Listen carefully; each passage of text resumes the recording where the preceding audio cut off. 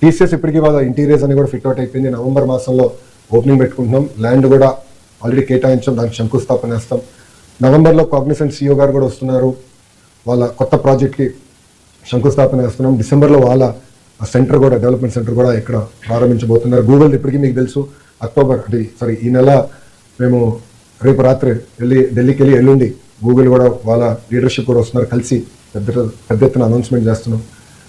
భారతదేశంలోనే అతిపెద్ద steel plant ఎక్కడికి వస్తుంది? Visakhapatnam, greater Visakhapatnam. India single largest FDI investment ever ఎక్కడికి వస్తుంది? విశాఖపట్నం. అది మాకు ఈ ప్రాంతం పట్ల ఉన్న చిత్తశుద్ధి, అభివృద్ధి చేస్తాం.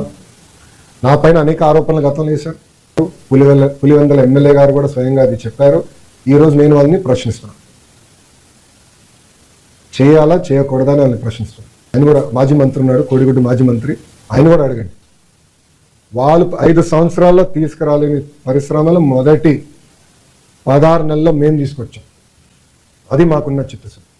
తీసుకొస్తామే కాదు, ఆ ప్రతి సంస్థ మేము గ్రౌండ్ చేస్తాం. తద్వారా యువతకి పెద్ద ఎత్తున ఉద్యోగాల ఉపాధి కల్పించాలి లక్ష్యం.